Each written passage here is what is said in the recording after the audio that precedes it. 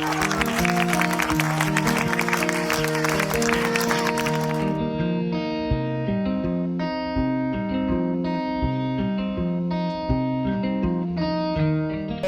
hori bizpahiru urtetako martxoak 8ko mobilizazioa izan dira historikoak edo olatu handiak, orain beste olatutaz hitz egiten gabiltzala.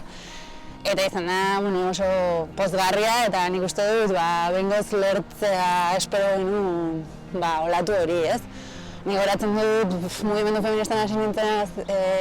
nera bezaroan oraindik ere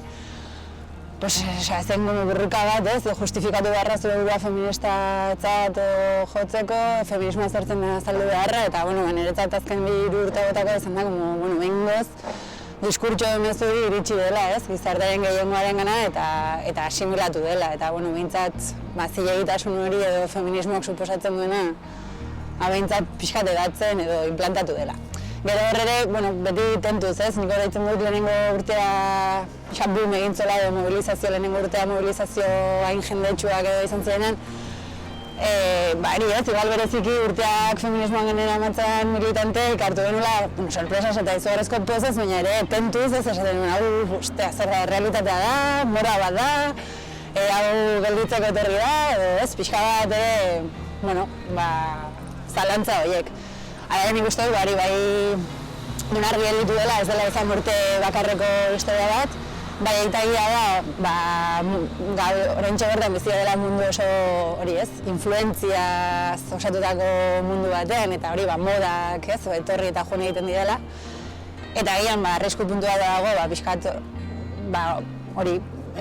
pasajero izan daitekeela, baina nik uste esan bezala bai pixkat kalatu duela edo, eta bereziki nik uste jende gazte edo nera bezaroan, ez? Eta hori, nik izan da, kriston zubidoia, ez? Daituta batetik urte askotan martxa 8an edo zain mobilizazio feministatan laukatu edo lau emakume egoteena edo beti kostata edo tiraka egotetik olako mobilizazio jendetxoak ikustera izugarrizko poza. Pandemiaren eragin nagusia nik uste dut alde batetik positiboa dela da zaintza behingoz erdigunean jarri dela eta hori oso agerikoa gelditu dela. Baina kontra bat zuzuzula mundari begira ere agerik gelditu dela zaintza beharroiek ezinbestekoa direla lan produktiboa aurrera eramateko ere eta hori ezinezkoa dela. Dena uztartza eta agerian gelditu denean emakumeen gain dagoela oraindik ere zaintza lan hori datuak ere esatu dute, emakume askoak lan mundutik atera barri izan dira azken urte honetan, ezin zutelako asumitu, pandemia honek eragin dituen zaintza beharrak eta lan munduan zeukaten dedikazio hori. Hori, positibo alde batetik, behingoz, mugimendu feministatik beti eramanen diskurso hori, zaintza erdigunean jarri behar da, zaintza erdigunean jarri behar da, eta hori, nik uste lortu dela zentralidade hori ematea, baina, emaitza agerian gelditu dene, tristea, ez? Egon ere, lan asko dagoela egiteko hortan, eta parekatzeko asko dagoela generen artean, eta horretarren sistema ere eraldatu beharra dela. Justo pandemia hasi zela ez, iazko martxoaren 8an bueltan, eta orain berriro badatorrela, iaz egon zen izugarrizko polemika ez, martxoak 8ko mobilizazioekin, eta urten berri ere, eztabaidan dago etengabe, martxoak 8ko mobilizazioak aurrera egin behar dute diren, ez, presentzialak izan behar duten, sorkuntza landu behar dela, baina pixka bat tristeena berri ere, fokoa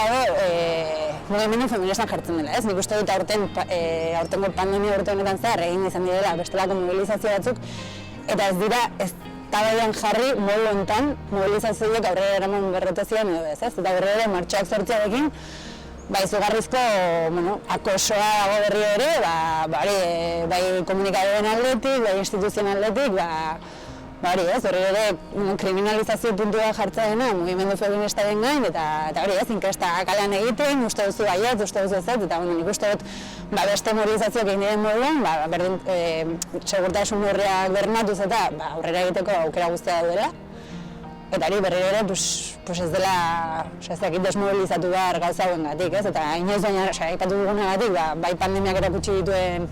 arazo lasgarriengatik, inoiz baina arrazoi gehiago ditugula mobilizatzeko eta kalera ateratzeko. Esaten da, ez, pertsonala politikoa da, eta asko eztabaidatu mugimendu feministan azkenean gure gorputza ere dela gure lehenengo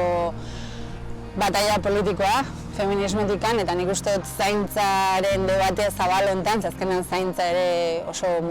abstraktua da batean ere, agian hortik hasi behar dugula, ez? Gure burua zaintzen eta norbera ondo egoten eta gure buruari zilegitasun hori ematen, eta ondo gaudenean gu lortuko dugu beste guztia ondo egotea eta aurrera egitea.